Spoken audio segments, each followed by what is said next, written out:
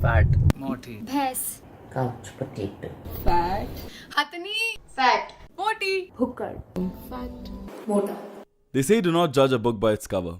But do they live by it? We deliberate on various issues today, but still fail to acknowledge the existence of so many. A major issue our society is still strangling us in is that of the lack of respect and understanding of each other. Obesity refers to when a person is considerably overweight. We calculate it on the basis of BMI, which is body mass index, which is a formula where your weight and height are taken into consideration. It should be 10 to 12% of your ideal weight. When it is more than that, so we call it obesity. Because I see young kids, 12-year-olds, 14-year-olds, 15-year-olds, who are not really doing what that age kids should be doing. So I believe everybody should lead a very fit life, and especially kids. So that's it. Obesity for me is that only. Our obsession with idealistic beauty standards and looking perfect as per societal standards creates a problem with the way we see people who may not meet those superficial standards. It's the ideologies and critical perceptions surrounding these individuals that take a stressful toll on them. We are conditioned to misconstrue what we see on mass media for reality and end up regarding people around us in the light of that. Obesity means having more fat in your body than the normal and looking more wider than normal people. I've been suffering from thyroid for the last 20 years. I have a thing called hyperthyroidism, but a mild form of it, so I've not really faced major complications or major thing apart from being on the healthy side always, which has of course left me conscious. When I was born, I was 4.75 kgs. As a child, I was really weak emotionally and physically. I didn't eat properly, I didn't drink milk, I still hate milk, and that affected my health a lot. I would definitely like to share the case of my niece who had hyperthyroidism, but in a severe case. She had gained a lot of weight, so she lost a lot of confidence. She used to be extremely sad. She never used to go out to parties. She used to be uncomfortable in what she was wearing. When the doctors told that even though I was overweight, I'm very healthy. So, but as and when I grew up till my 8th grade, I was bullied a lot because of my fatness. I don't know whether to call it fat or obesity, but I was bullied because I was fat. And it was not just my peer group, it was my teachers, and sometimes even it was my headmasters. That was very, I felt very sad because of that. My parents gave me medicines to increase my appetite, and they did, quite magically they did. What they did not do was increase my metabolic rate. So I slowly started gaining weight, and it never stopped because I belong to a Punjabi, hardcore non-vegetarian family, and food for us is life. I wasn't bullied in school or college in the most conventional sense at least, but I still got the generic fat person names, and I always laughed it out and it never got to me or anything. But what I did not realize at that point was that the word fat was slowly becoming me, and without me knowing, it did get to me. I stopped identifying as the student I was, as the person I was, and started identifying as fat. Certainly there are many complications regarding it. You don't feel as active as a normal person, means if you have excess in weight, you feel lethargy just of the hormonal disbalance. If people suffering from obesity due to hormonal disbalance, there is laziness. You don't feel like working too hard. There's no normal exercise, and there's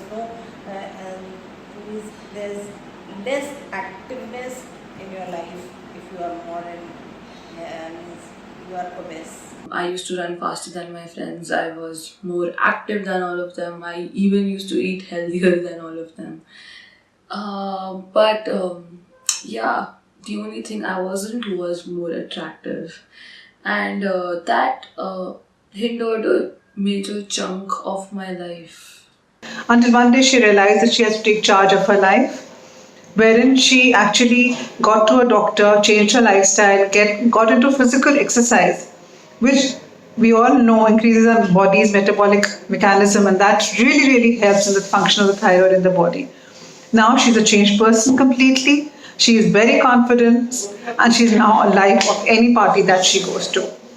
And so because of all those reasons, I started reducing my intake of food. So I gradually reduced my 3 day meals by two times in a day. So that I only had food only in the morning and in the night. That too, I reduced a lot even in that. And I regret that actually right now, because now even if I want to eat a lot, my body has conditioned to that level where I can't take any more food after a point. So I feel unhealthy also at some points, and I feel very lazy because of that. More than being obese or fat, I think what got to me was the naive understanding of the people around me of the concept of obesity. I was a good student, and whatever I did, whatever I achieved, it was of little importance if compared to me losing weight or not losing it. And this, it affected me to an extent that instead of motivating me to lose weight, it all started making me gain weight because of the stress and because I started binge eating to avoid all my problems. And I still use food as an excuse because it's the easiest thing to do, quite honestly. It was the day that when I was humiliated by my class teacher. So I was caught for copying in my class test. So, but instead of advising me regarding that, she started humiliating by talking about and started body shaming me. I will still choose the same path until and unless the people around me, the people around the world start to understand not just the importance of, respecting and loving all body shapes, but what obesity really is for what it is. Words like obesity, fat, overweight, unhealthy, anorexic are used so frequently and so casually. But how many people using these words actually know what they mean? Well, if they did, they wouldn't be so casual about it. There is a lot of social shaming that surrounds this issue, and casually using these words without knowing what the person is going through can be very problematic. Obesity results from a combination of causes and contributing factors, including individual factors such as behavior and genetics.